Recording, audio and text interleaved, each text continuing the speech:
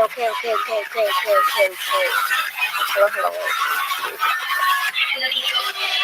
Yeah, what do you think I should play first? I don't know. Oh yeah, with PTF Snooze.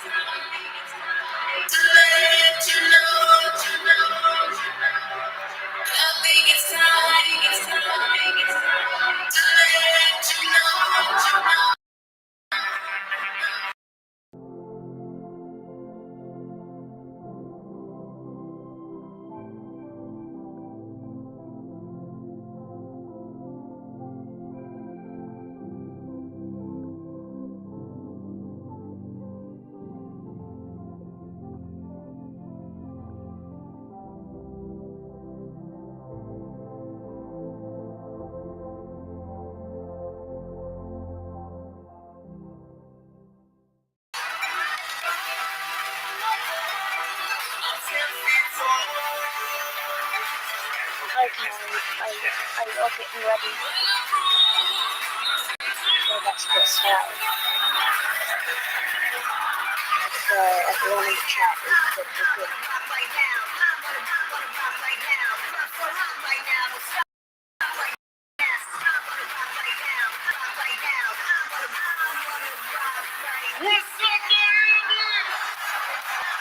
Are you getting ready? We're just getting started. Okay, we're gonna start counting down the chat during this, okay? So this is gonna be like an hour long and we're gonna find in PTFS. We're gonna start the news shortly. We're gonna start the news shortly, so just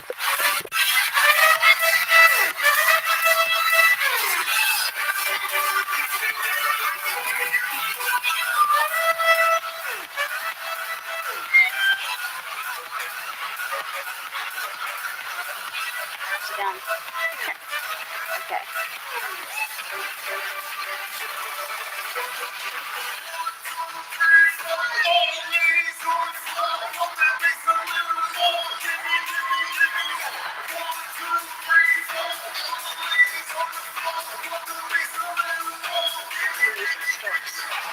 We're gonna start.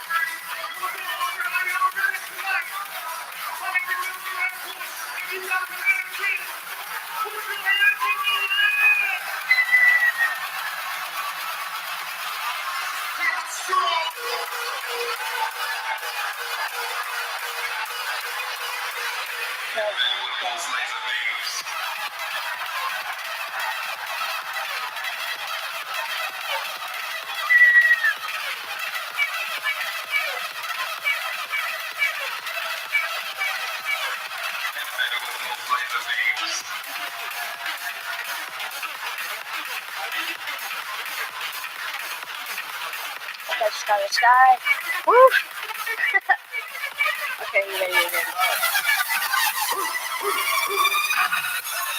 Down to the side, like a pop. Girl, yeah, in my tummy boxes. But it out, she'll spit it out. Cause you know the first time can't get it out. She don't get nothing from my We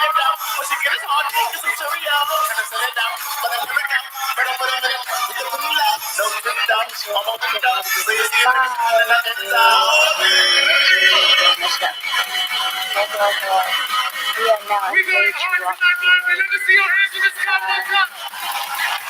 Okay, hello. Let's put it up here. We are about to get this started.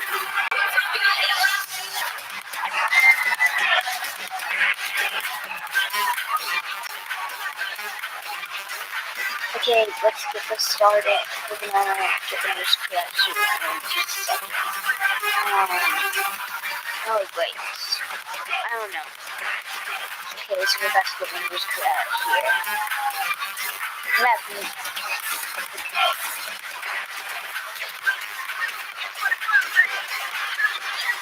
Pass that shit, make it go. Trembling, pass that shit to the floor. Trembling, pass that shit, make it go. Trembling, pass that shit to the floor. Trembling. So let's get the news correct. Yeah, let's get started.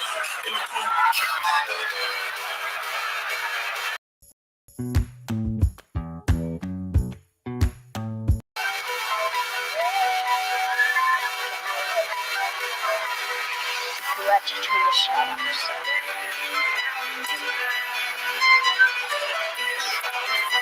Wait a second.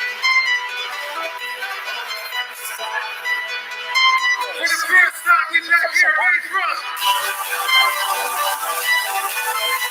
And we going fucking hard tonight. Are you ready? Get your hands up! Get your hands up! Hardcore motherfucker.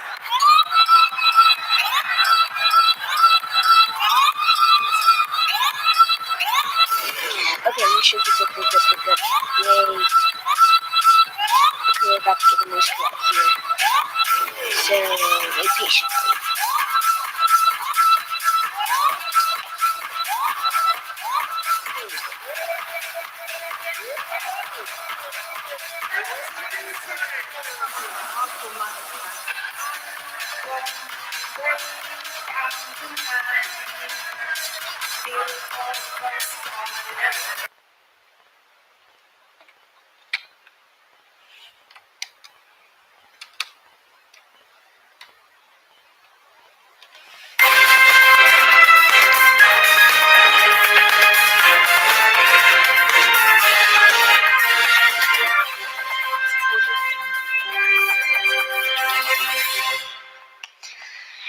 Hello, so today it's a very rainy day with a chance of highs of like maybe 20s. We're about to go up in the skies and just see what's happening. So let's get started.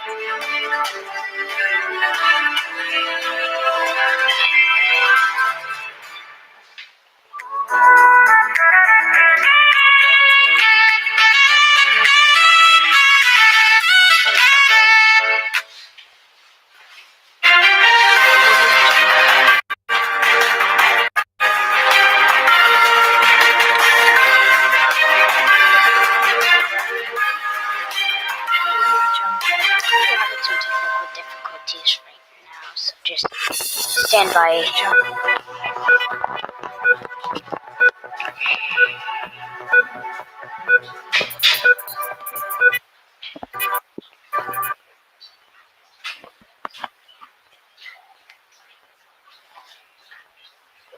To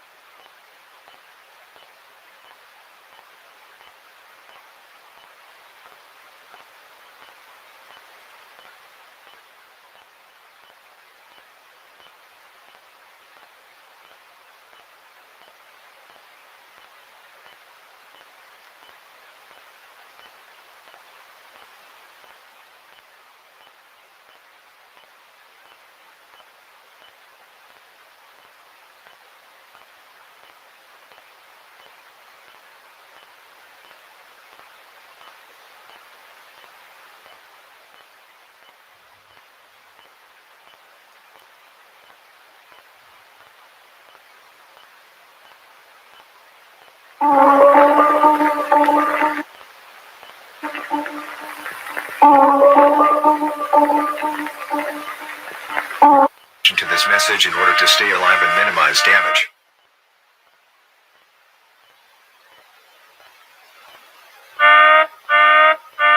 The United States Planetary Defense Coordination Office discovered an asteroid that was on a collision course. Please pay close attention to this message in order to stay alive and minimize damage. The objective of this message is to alert all citizens to a life-threatening situation. A non-terrestrial object on a collision course with Earth was spotted at the Kitt Peak National Observatory in Arizona at 10:23 p.m. today. The discovered asteroid is 116.27 kilometers wide, or 1,546 football stadiums long. This asteroid is currently 162.68 kilometers from Earth and moving at a speed of roughly 49 kilometers per hour, meaning it will collide in 332 hours, or about 13 days. The average time between such collisions is longer than the Earth's age. Such collisions only happen during the Earth's accretion, which took place between 4.5 and 4 billion years ago. The impact is predicted in the Atlantic Ocean, around 1944 kilometers from the coast of the United States.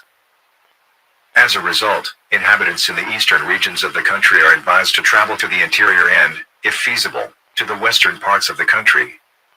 Pursuit to west immediately. Repeat, pursuit to west immediately. During these 13 days, you have some responsibilities as citizens. Please follow the instructions. When evacuating, try to take public transportation rather than driving. If everyone tries to leave the city by car, traffic jams may rise, making it harder for everyone to evacuate. As a result, buses have been designated to depart from the eastern states, and these buses should be used as much as possible. Looting and stealing are still prohibited. Do not be afraid or panic. Instead, attempt to go to a safe place as soon as possible. To enter the state shelters, bring your ID card.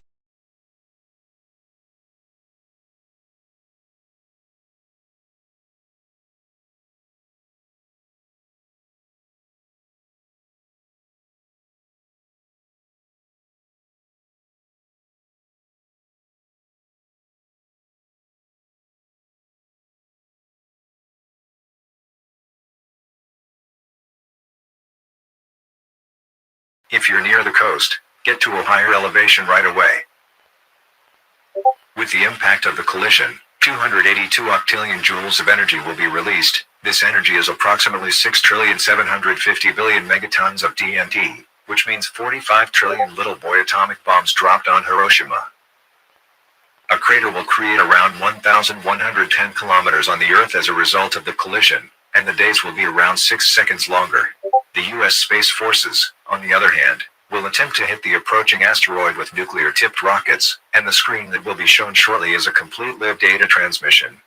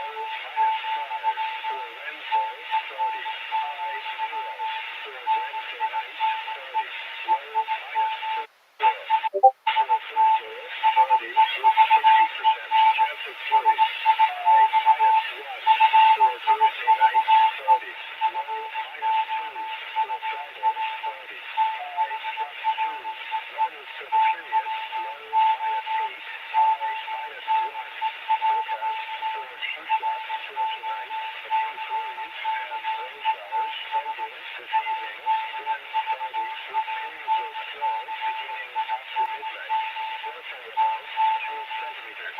Low, highest rise for Sunday. Periods of snow ending in the afternoon. Winds cloudy. Amount 2 to 4 centimeters. High plus rise for Sunday night. Cloudy. 60% chance of flurries late in the evening and overnight.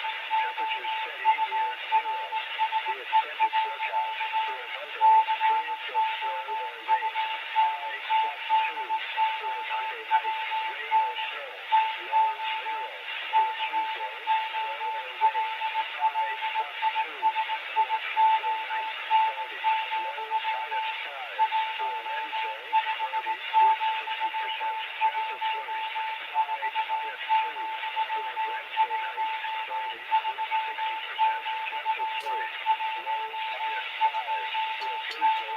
Periods of snow. High minus 3 for Thursday night. Periods of snow. Low minus 3 for Friday. Cloudy with 30% chance of flurries. High minus for the period. Low minus 8.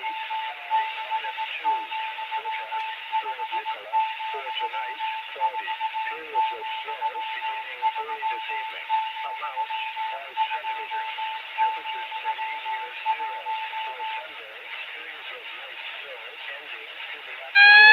Winds cloudy. High plus 3 for Sunday night. Cloudy. 30% chance of flurries before morning.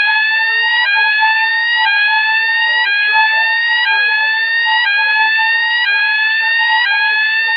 Cloudy with 30% chance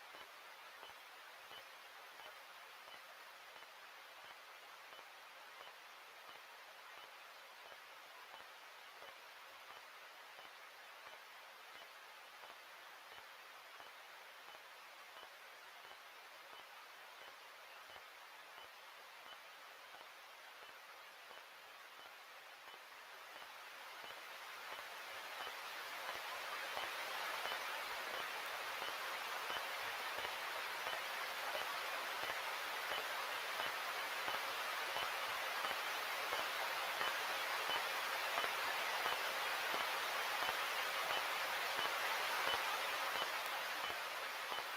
This is the prestigious Walnut Cup, and if you want it for yourself, you'll need to first win a majority of the competition events I've set up in my backyard, and second, be a squirrel. Welcome to the third and final year of my all-consuming battle with the squirrels in my backyard. And bust out the popcorn, because this year not only do we have amazing feats of athleticism and a lot of close calls, but also interspecies battles, home videos of Fat Gus as a baby, and a scandal that rocks the neighborhood so hard, you're just gonna have to see it to believe it. So hold on to your walnuts, and let's get started. Hello, sports fans, and welcome to the Backyard Summer Games, where the greatest bushy-tailed athletes in all the world compete in 7 different events, including the long jump, the high jump, and spinning balance beam, all for the glory and prestigious Walnut Cup. I'm Chuck Acorns. And I'm Jimmy. Just going with Jimmy? Yep, just Jimmy. All right, well, that is a pretty great name, and it's a beautiful day here in the backyard. The birds are singing, and the smell of fresh-cut grass is in the air, which means it's time to head out to the action with our first event, the ski jump. Now I know what you're thinking. This is different, Mark, because this is a squirrel competition, whereas for the previous 2 years, you've designed a squirrel obstacle course and then placed your bird feeder at the end, so if the squirrels want the bird seed, they basically have to outsmart you and earn it. And that's true, but much to the utter dismay of both me and the birds, they're still just eating all my bird seed with impunity because they know they've won, and there's nothing I can do to stop them. So after 2 years, I've given up. We know who wins when it's me versus them, but who would win if it's them versus themselves? Like, what would happen if I create a series of events they have to compete against each other in? Like, say, for example, the ski jump event, where once they make it to the top, they have to take the walnut bait and then escape before the pneumatic cylinder fires and the trapdoor drops.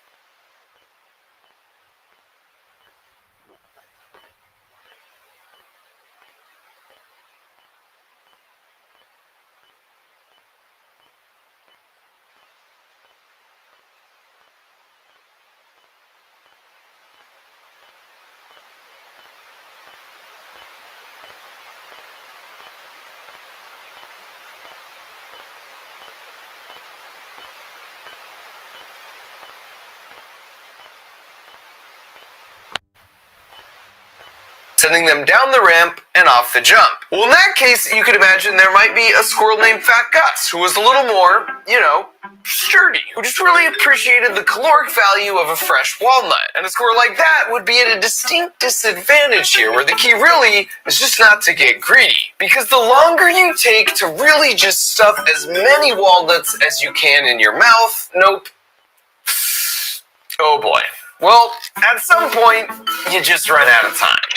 And then you find yourself in a predicament. And this freeze frame is the perfect moment to introduce all 4 of our Backyard Games competitors, starting with the heavy favorite, Fat Gus. And just like in years past, I want to be very clear, that's fat with a PH, as in fantastic. Now, in doing research on the backstories of the athletes, I stumbled on some previously undiscovered footage. And with a little narrative liberty, I was able to piece together that Fat Gus grew up in a rougher area of the neighborhood called Hubcap Hills. Even from the outside, you can see it was a simple home, and on the inside, it was more of the same. Without money to buy new things, they were really good about repurposing whatever they could scavenge. But what they lacked in material possessions, they made up for in quality family time. That other squirrel, by the way, is Fat Gus's sister Augustine, and she's the second member of Team Hubcap Hills. Now, Fat Gus has always just sort of been Fat Gus. Even that signature superhero pose manifested its first faint echoes at a very young age. And then Augustine, for her part, was always very clever, but also very particular.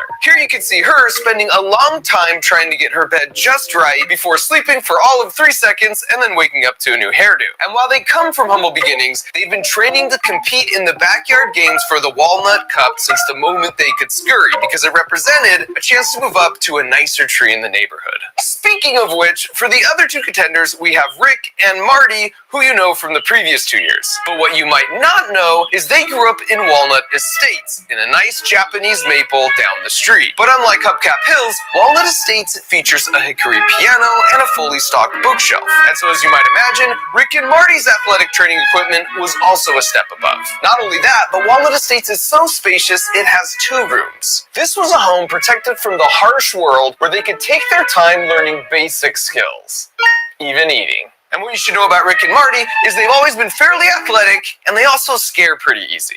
But despite their differences, what all 4 contenders have in common is they've been dreaming of this competition since they were old enough to sleep, so it'll be fascinating to see who comes out on top. Back at the ski jump, after a recovery and then a swift abandonment of ship, Fat Gus's teammate Augustine steps up for her attempt. And while she's nevertheless more dignified in her nibbling, the outcome remained unchanged.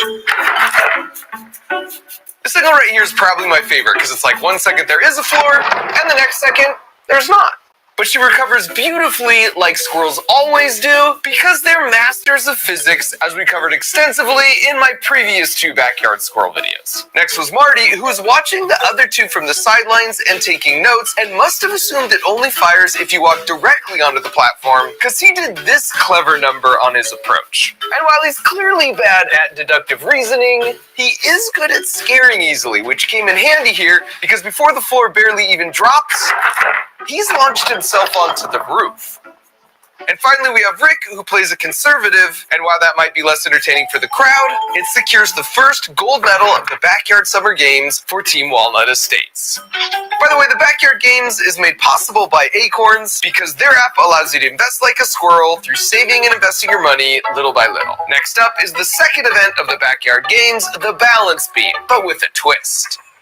The goal here is for the contestants to simply get all the way across before the beam starts to spin on them. Now, they've been preparing for this event for a long time. Here you see toddler Augustine struggling at first, but eventually getting to the point where she was still wobbly, but much more in control. Then over at Walnut Estates, Rick and Marty would practice advanced moves like the underbar crawl, demonstrating the sharpest of concentration. But honestly, who could resist a hanging chandelier?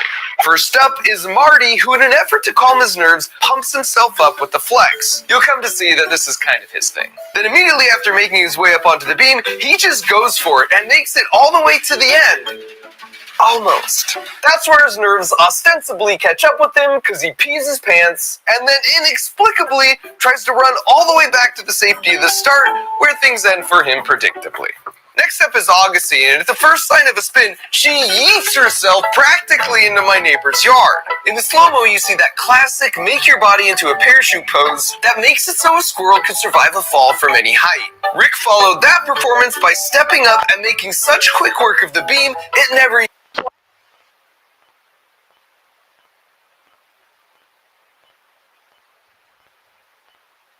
had a chance to spin. You can see the birds really appreciated that run as they watched from the telephone wire grandstands. The bird stands are constructed such that they give the birds a perfect view of the game without being bothered by the squirrels because the wires are too unstable. But that didn't stop them from trying because of course they were going to try. They literally just try everything. That's like what they do. Finally, there was Fat Gus, who had such a quick start it was on pace for the goal. But that's when things took a turn. Like, actually.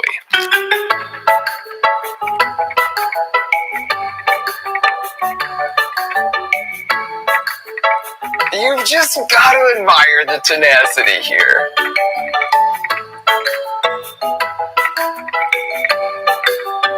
And the slow-mo here is also great, because it really gives you a sense of what Fat Gus is actually thinking. Alright, let's just get back on top and back on bottom. Dang it. Okay. Tail in the eye, tail in the eye. Hold it, hold it. Just going back to this side. Seemed easier. And U-turn. Never mind. Here we go. Back up. Mark does not pay me nearly enough for this. And while I wish gold medals could be given for effort, the Backyard Games is all about results. So Walnut Estates is now up 2-0, which takes us to the third event called Quick Drop. Now the goal here is to nudge the large wooden ball off the cylinder to access the chewy walnut center. And just like with the balance beam, they've been training for this event from a young age. And here you can see the difference money can make, because while Rick was able to work with a near exact replica of the Quick Drop event, Fat Gus is over here dealing with the real Wish.com situation, although still managing to look really adorable in the process. Augustine was up first and scoped things out, but ended up getting so particular with her approach, she couldn't settle on a strategy and left the platform with the ball unmoved. Then Marty comes up, and after another little flexing routine to psych up both himself and the bird stands, he's a bit more bold, but still pretty skittish. And you can't blame him for being skittish, because there are other animals in the neighborhood who are less interested in walnuts and more interested in squirrels. For example, there's small birds like this blue jay buzzing by, big birds like this hawk camping out. Then of course there's a few cats who seem to be just a bit too curious. But by far the most fearsome predator of all this year is actually spying on Rick right here. See if you can spot him. Now you can see as soon as Rick locks eyes with his camouflage beast, he becomes so filled with terror, he somehow decides his best option is just to hurl his body to the great unknown. Because the most feared backyard creature is a big ol' rat. He's a bit of a bully, and his name is Fat Tail. Fat Tail!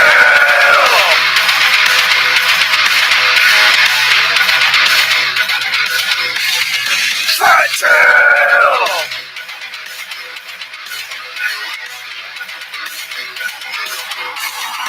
Fat Tail! Fat Tail is just your classic schoolyard bully, even with his own friends. He wreaks chaos and terror in the backyard, and unfortunately, that's not the last we'll see of him. Back to the games, you can see Fat Gus steps up, and perhaps the tennis ball just wasn't close enough to the big wooden sphere after all, because this effort looked pretty similar to Augustine's attempt with no actual results. Which just left Rick, who was able to remove the ball without too much effort, but it's when he goes for the walnuts inside where he just really leaves it all on the table. And that gold medal performance meant Walnut Estates was now winning 3-0.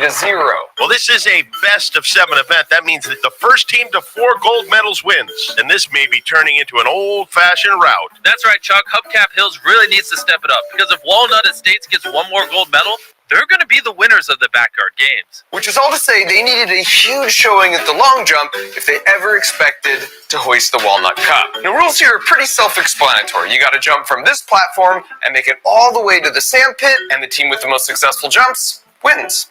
Rick is the first one up, and you can see he's really struggling to calculate the trajectory and to do the math in his head to make the jump work. But eventually he chooses to just go for it and to put his trust not in the math, but in himself.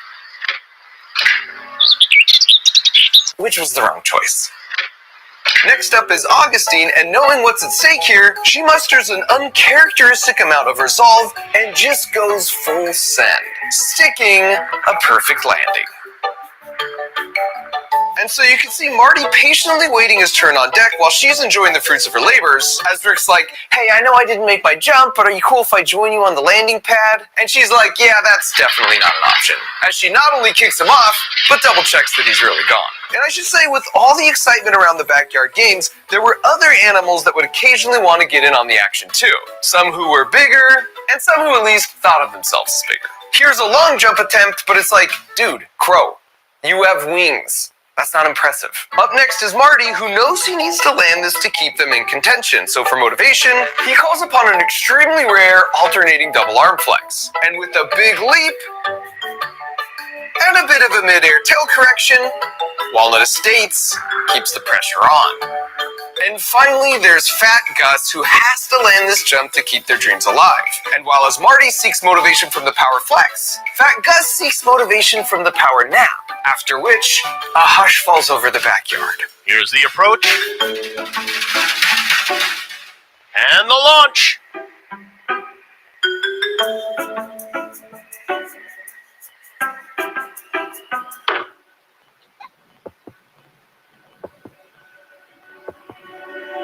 Wait, did she get it? Yes, she did. Oh my gosh, my that's incredible. Playing the pots and bringing the melon ballers. That was truly incredible. Oh my, have you ever seen anything like that before in your life? No? Me neither. And so as Fat Gus sits there enjoying the sweet taste of victory with their first points on the board, Rick realizes his hopes for redemption through a tiebreaker round are dashed as he shows himself down and heads to the next event, which happens to be the Nutcracker. Now for the Nutcracker, the gold medal goes to the first contestant to somehow open, then eat the actual nut in the walnut shell. And once again, prep work for this very moment started at a young age. At Walnut Estates, admittedly there was some confusion as to how this event works, but with a little bit of teamwork, they eventually figured it out. Over at Hubcap Hills, you can see things were predictably less bougie, so it'll be interesting to see how this plays out. After heading over from the long jump, Rick comes in strong, but then freezes up as he tries to remember how they did this as kids.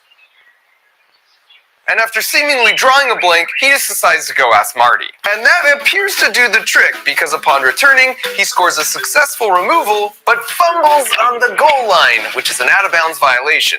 Marty was up next, and having just coached Rick through this, he knows exactly what to do. Oh, Marty with a nice fumble recovery. But after finding the exact perfect way to hold the shell, he takes the walnut out of bounds and decides to go off and bury it. And while this is a disappointing showing for Team Walnut Estates, this isn't that surprising because even as a baby squirrel, he was really good at hiding things. Here he takes their favorite toy basketball and then cleverly buries it under the rug, so there's no possible way Rick's ever going to find it. Fat Gus is up next, and to the surprise of no one, removes, then shells the walnut in record time, like a true professional. And then finally there's Augustine, who takes a completely different approach,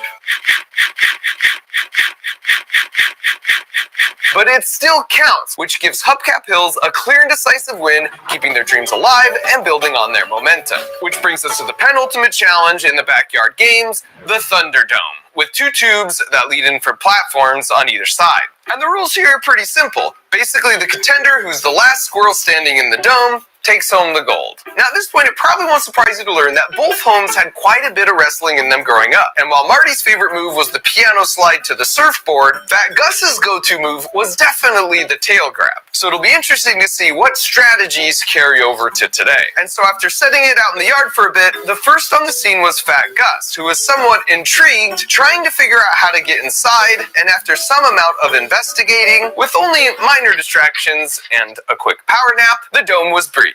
And Fat Gus was really enjoying time in the Thunderdome. That is, until a certain bully rat decided to show up. Fat Tail!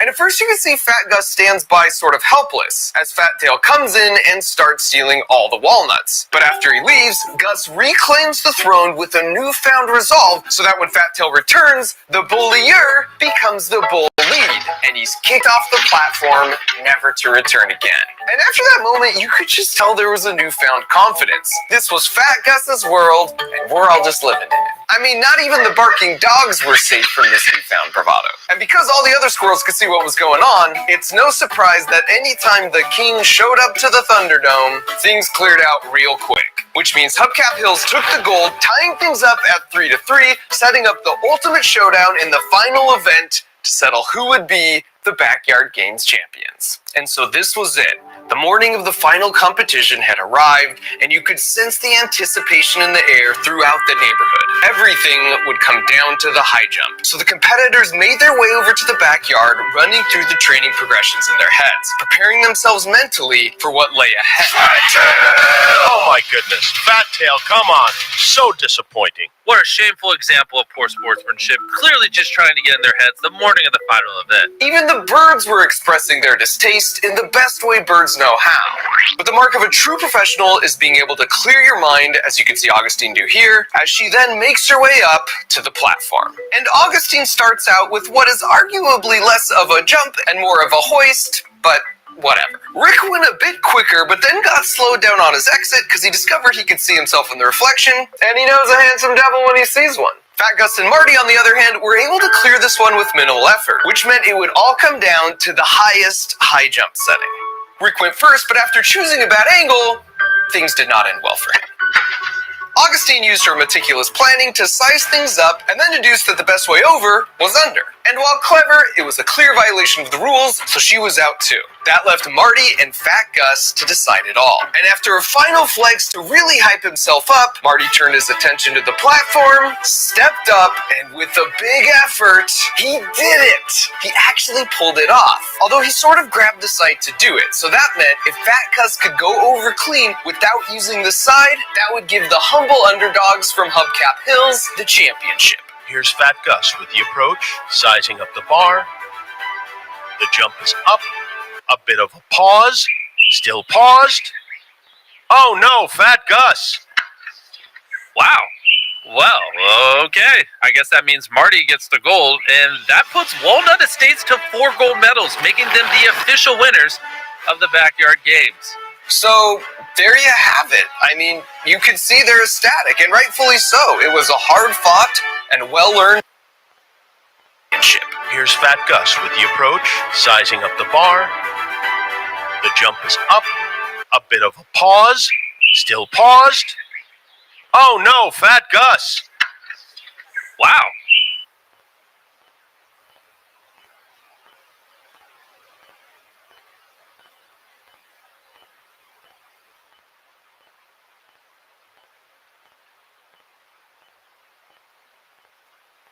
Oh my God, it's my father's.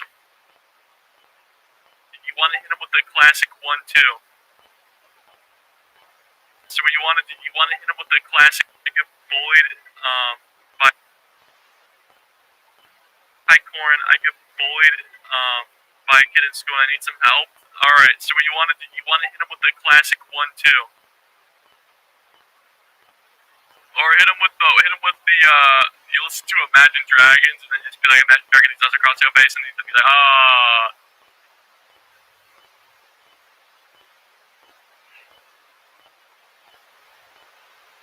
Do you not feel guilty that you've taken so much enjoyment of gaming away from more than 100 million people over this Christmas period? I mean, I can't really say I feel bad. Why are you not frightened of getting caught? I'm not really that worried about it, to be honest. For the hackers, it's all just a game. And this was my only present for him as well. You're a real man. You must feel powerful, disrupting 10-year-olds. Well, we have been called the Grinches of 2014, so... Like most awful things, it all started with League of Legends. August 18th, 2014, people find themselves unable to connect to the game, and there's this brand new unknown Twitter account claiming responsibility.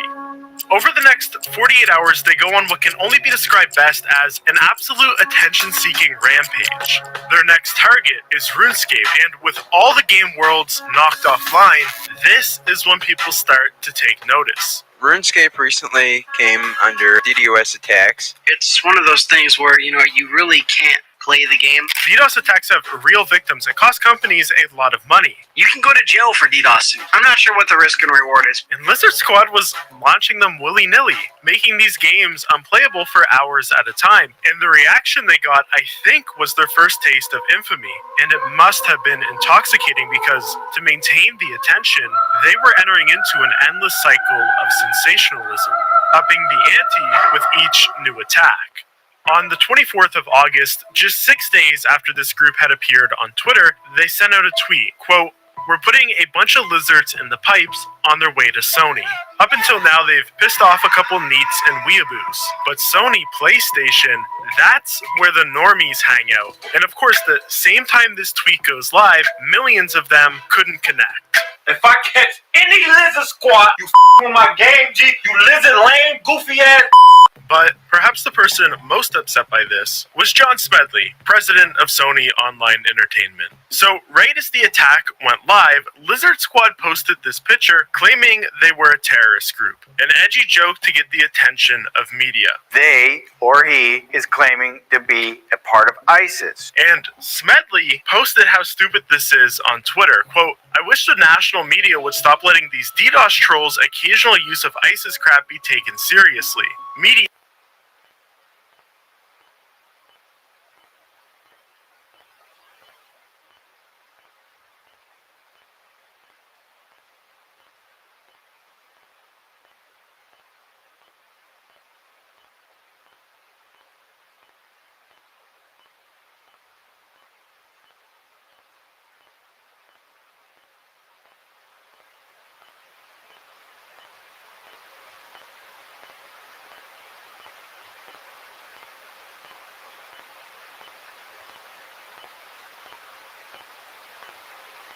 Now, because we're actually in the sandbox, we can build things, but I don't really know how to build.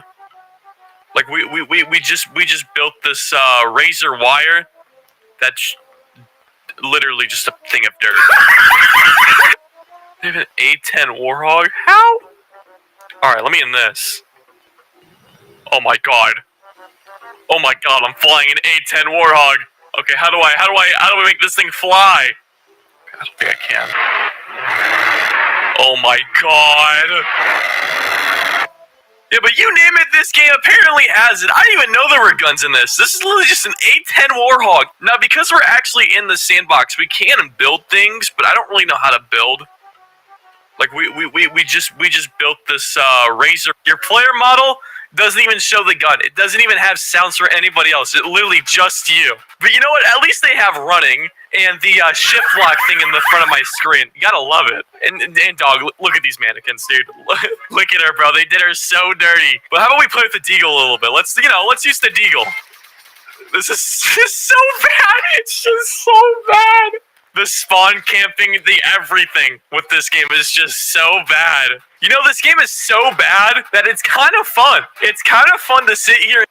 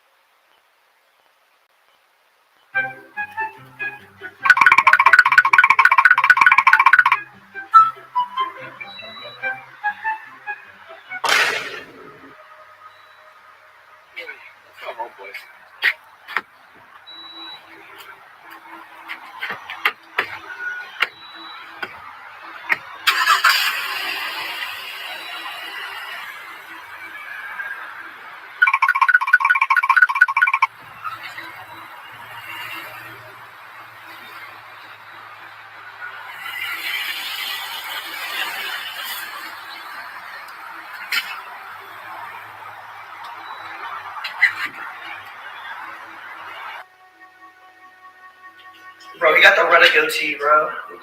That's good enough. Where are you wearing? He's wearing a carpet over his shoulders. Why is he guy so sad? My dad, he sounds Skinwalker.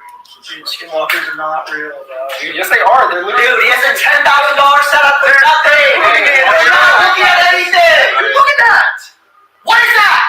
It's my son. Alright, But look at me boy. Show is so stupid. Hey, had to be here to pick me up at like 9. It started at like 9:08. Are you still running late? Dude, where's Chase? Huh? I don't know. Alright. Alright. What? Oh god. Bro. Chase, are you good? Oh, we need to get him inside. Why you look like that? Ew. Yeah, Andrew. Okay, we got it. Alrighty then. Oh, get him inside. Sit down over here. Yeah, Chase, you good? I think we should get him some water. I guess I He want needs to get him some water, water.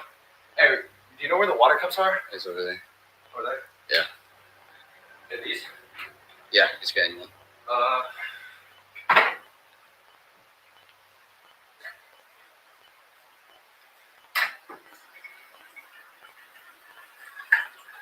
Yo, is he doing all good? I'm not sure.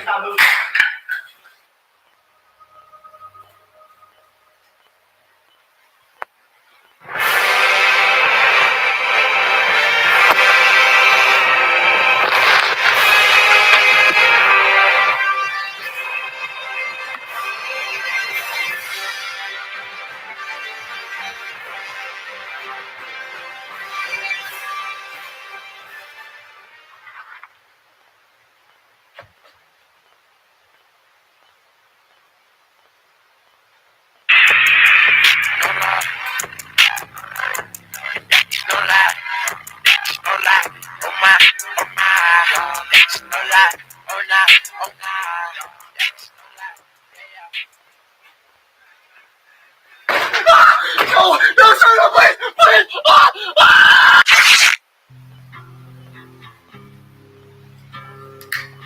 Something in the way.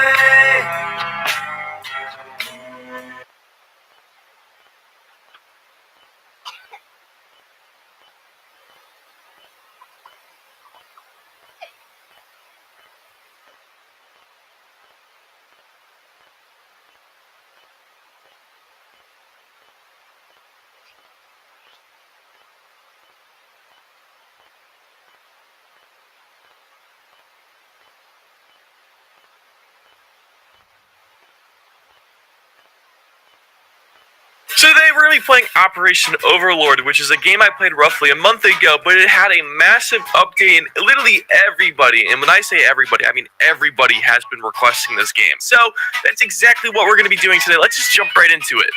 So we're going to wait until the United States server is not full so we can actually join it. There we go, we're in. And now if you've ever seen me play this game before, I gotta say this is probably the most realistic D-Day. I mean, just look at this loading intro screen, dude. It's just literally insane.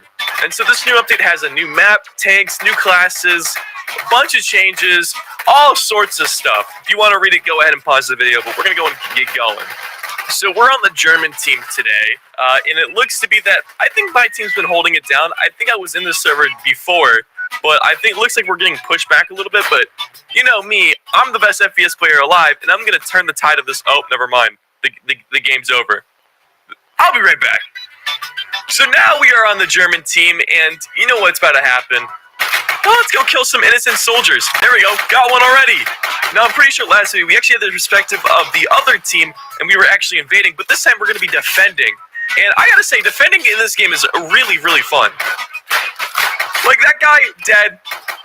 I will say, I don't think there's really much that the attackers can do at the moment. I don't know if our team is just extremely good or like there's an unbalance of power, but whatever it is, these people are not making it in.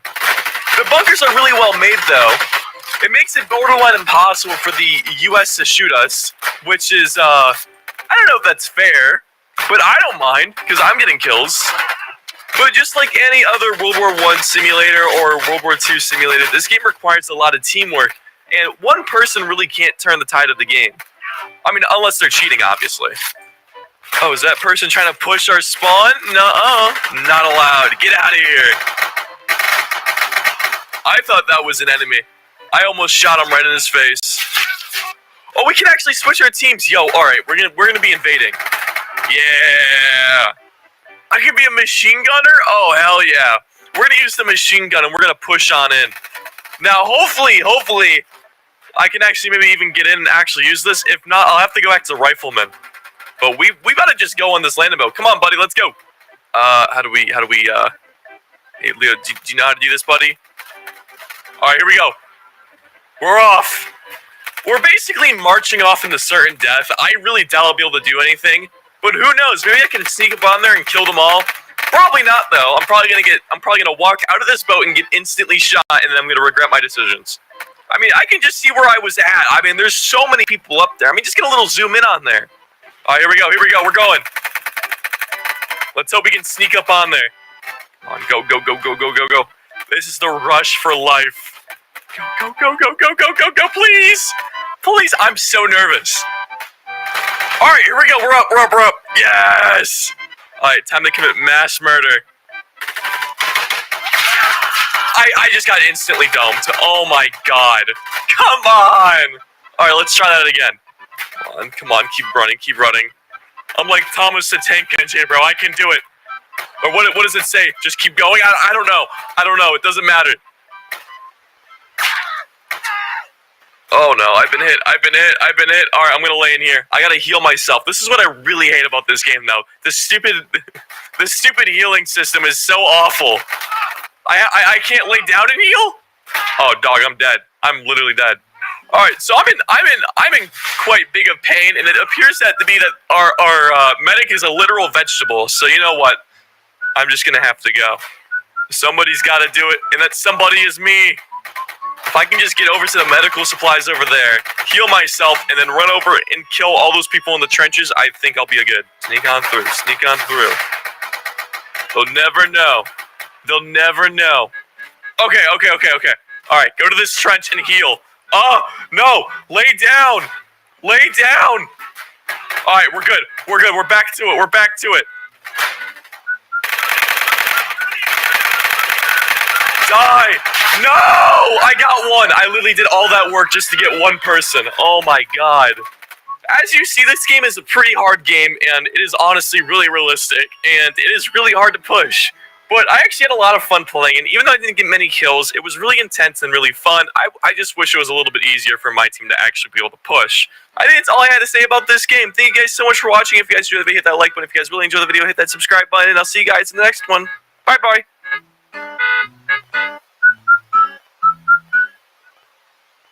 Just wanted to say before the video starts, I'll be streaming at twitch.tv/corny at 4 p.m. for the Minecraft server. Definitely recommend joining it, cornynetwork.net. Hope to see you there. Welcome back, everybody, to another Corny Says. Now, this is by far, as everybody knows, my most requested video on my channel.